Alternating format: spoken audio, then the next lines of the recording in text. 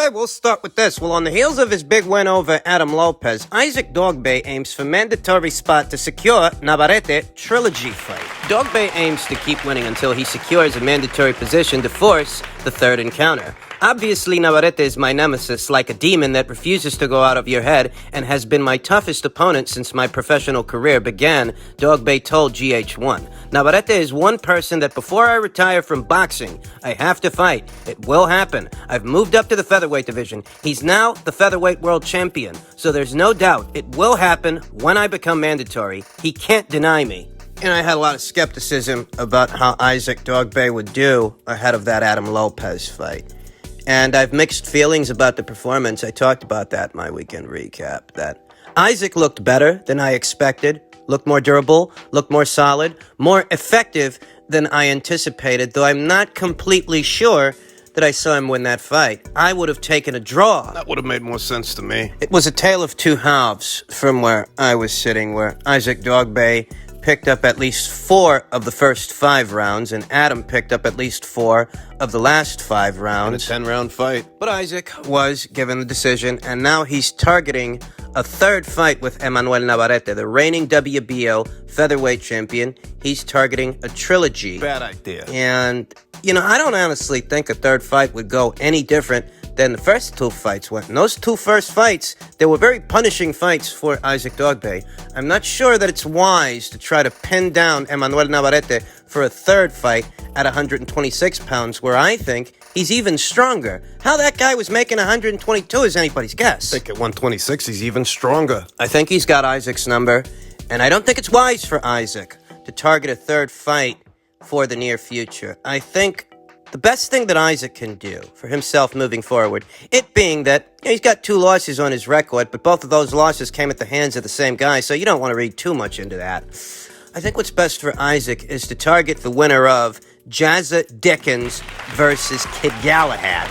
I give Isaac very good odds to beat either one of those 2 guys. Either one. Doesn't matter which guy wins. Those 2 guys are supposed to fight August 7th. For what is the vacant IBF title. You ask me what's the best use of Isaac Dogboe's time, and he should look to corner the winner of that fight. If he's looking to become a mandatory challenger for any belt that's out there in the featherweight cosmos, it should be the red belt. It should be the IBF title, because the IBF don't fuck around. If you secure a mandatory spot, you're either going to get your title shot or you're going to get yourself a belt. The other 2 belts, the WBC, the WBA, they're lost over there on PBC Island. Leo Santa Cruz, for whatever reason, is still ranked as this division's WBA champion, even though he hasn't fought here in something like 2 years. Gary Russell Jr., you can forget about him. Never gonna get a fight with that guy. He was ordered to fight Ray Vargas earlier this year, and that fight hasn't actually happened yet.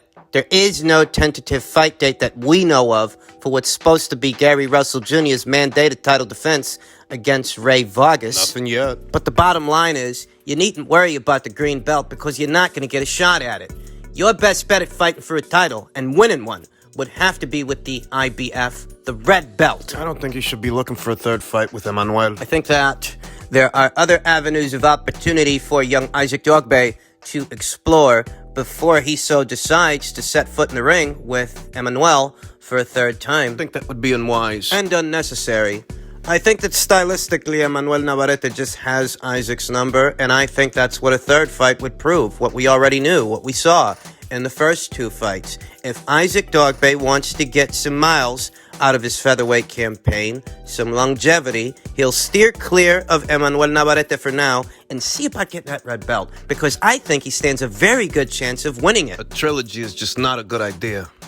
In other news, Joseph Parker's manager says a Chisora rematch is being negotiated for later in the year. According to Parker's manager, David Higgins, the 2 sides are now discussing the possibility of a rematch for later in the year at a venue to be determined in the United Kingdom. There's talk of Derek Chisora and the rematch, said Higgins to Sky Sports. If I was Chisora, I'd be planning my retirement after that fight, if it is to happen. It is under negotiation now, so the fight is not confirmed. What I do know is that Chisora has vocally said he wants a rematch with Joseph Parker. Joseph is quite happy to fight Chisora again. He knows exactly what he's dealing with now. Chisora had that first round punch, but Joseph is confident he can make good work of Chisora and put him away into retirement. He's got no problems taking the fight. The discussions have looked at later in the year, October, November. I think the United Kingdom would be sensible, obviously because they're both household names in the big UK market. Parker is currently in camp with WBC heavyweight champion Tyson Fury. Parker is trained by Andy Lee, who is part of Fury's training team. Fury is scheduled to fight on July 24th in a trilogy. We know. Yeah. I'm standing on my square on this one. I stand by my original assertion that Derek Chisora was robbed in that Joseph Parker fight. And you can't make it make sense to me. You just can't.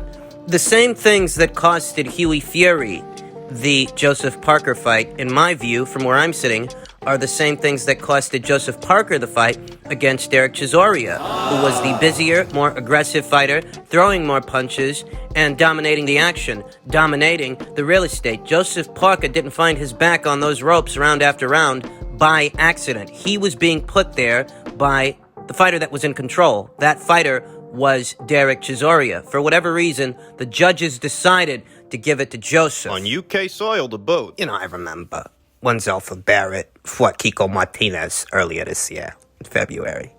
There were a lot of people out there that felt that the judges were very generous to Zelfa Barrett, very kind. And they were nowhere near as nice, nowhere near as kind to Derek Chisora. He was not the beneficiary, the benefactor of that kindness, even though from where I was sitting, it was obvious that Derek was winning this fight. It was obvious that he was controlling it. Do I want to see a rematch? Not really.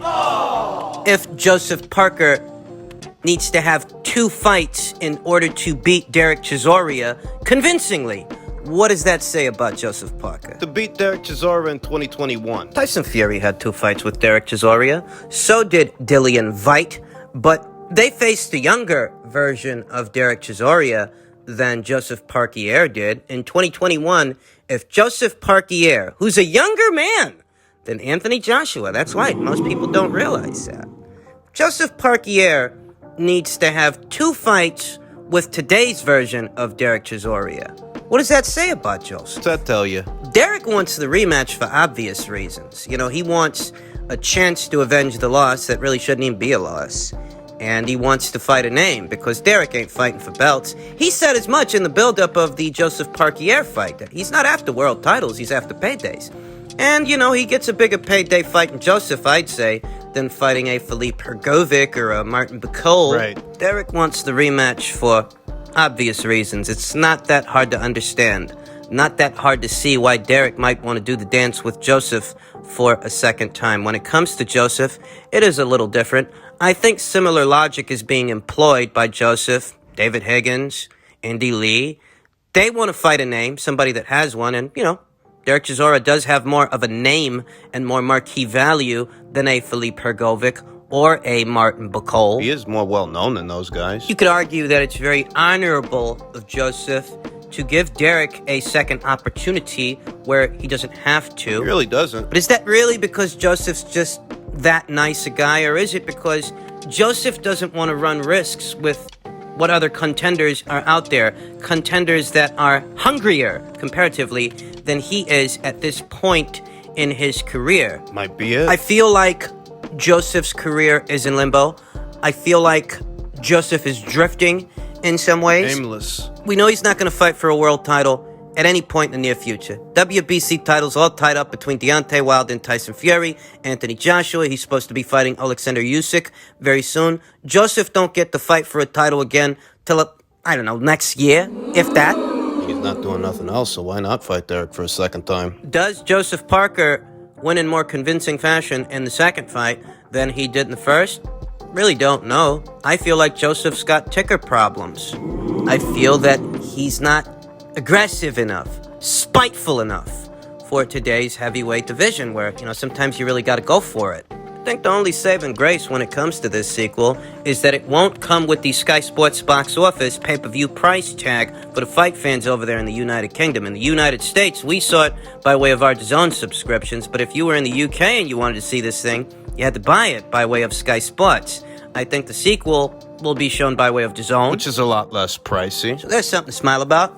After the first fight, I wasn't sure that they would even do a sequel, that they would even do a rematch, but But here we are, so look for this in the fall. in super middleweight news, Jesse Hart of Philadelphia says Edgar Berlanga fight will probably never happen now. Jesse was quoted as saying, right now I'm a free agent. I got my release from Top Rank. I don't have anything bad to say about them. We just decided to part ways because we couldn't come to an agreement. The Edgar Berlanga fight will probably never happen now. I was up for it, and it was supposed to happen on June 12th. I agreed to even come down to 168 pounds, but it didn't happen. It wasn't because of me, it was because boxing business. Hart told BoxingScene.com, I don't have anything bad to say about Bob Arum. He did a lot for me and gave me a lot of advice. And not just about boxing, but about life itself. I was having a daughter, and he gave me advice about schools and other things and said there is no manual on how to be a father. It was very good to me. Now I'm free, and I'm willing to work with all promoters, Hart stated. It seems that the split was a particularly amicable split, that Jesse Hart harbors no ill will towards Top Rank and no ill will towards Uncle Bob, but it is time that they go their separate ways. Jesse Hart was last in action against Joe Smith Jr., and we saw what Joe did to Jesse Hart, you understand. He beat him from pillar to post. Fucked him up. That was at 175 pounds. Jesse says that he was actually willing to come down to 168 for the Edgar Berlanga fight. I actually think that there are interesting situations out there for Jesse Hart, not exclusive to what Top Rank can provide, and that's likely what motivated the move. There is value in Jesse Hart, believe it or not, because the people over there at the PBC, they're in the market for a couple of light heavyweights. They can use him. Jean Pascal, the former WBA regular champion, not to be confused with the WBA full champion, Dimitri Bivol. Jean Pascal has tested positive for, 1, 2, 3 banned substances. Jeez. The Jack fight, that's off. Jack's talking about going up there to cruiserweight. I don't think he's cut out the campaign as a cruiserweight, but that's what he's talking about. They still have Marcus Brown. They could do with a Jesse Hart over there on that side of things to help fill out their 175-pound stable of fighters, or maybe they can use him at 168, where they have David Benavidez and Anthony Durrell and, whoever the winner of that David Morrell versus Jose Cazares fight. That's a guy that Jesse Hart can target. That's a guy that Jesse Hart can fight. At 168. There's action out there for Jesse between 168 and 175 pounds over there on PBC Island. We know that former Top Rank alum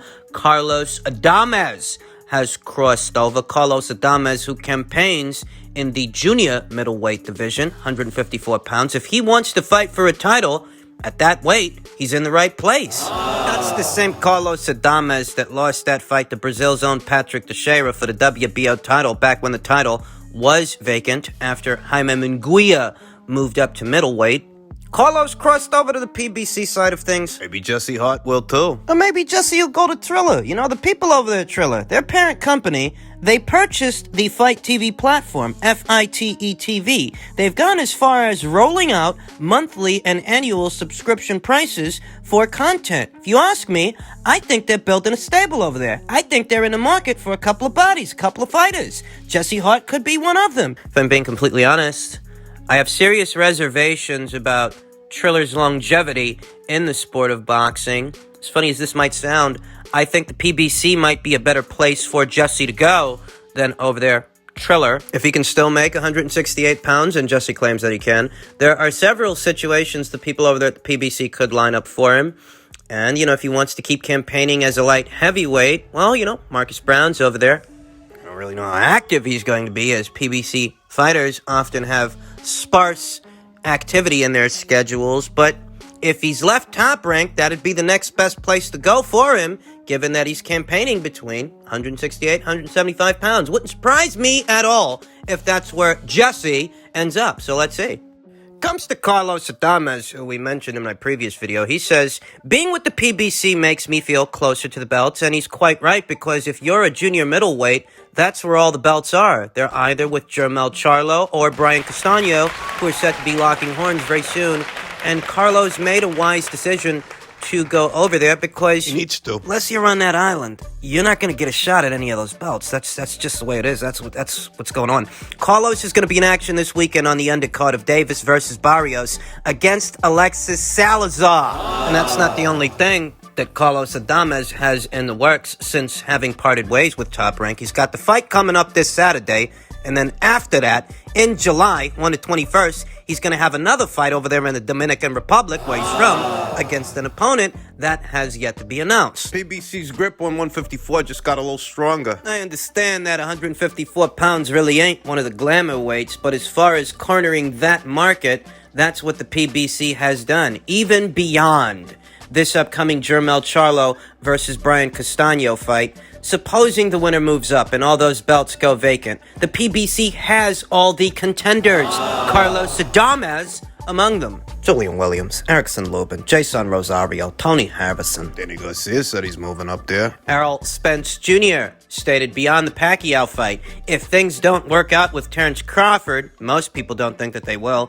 he plans on moving up to the junior middleweight division as well. Thus, the PBC really have cornered this market, cornered the talent in this division. For the most part, they have. I'll say that Australia's Tim Zhu, who's going to be fighting Michael Zarafa very soon in a matter of weeks, he's very close to challenging for a world title here and now, and he might get that opportunity. After that fight. Also say that comparatively, he's got a lot more marquee value than a lot of these other guys. Your Julian Williams, Jason Rosario, all these other kids. And that's the saving grace for him, that even though he's not a PBC fighter and the PBC might freeze him out, the way that they have effectively frozen out Terrence Crawford, he has enough marquee value domestically that he can still have other interesting situations not involving PBC fighters.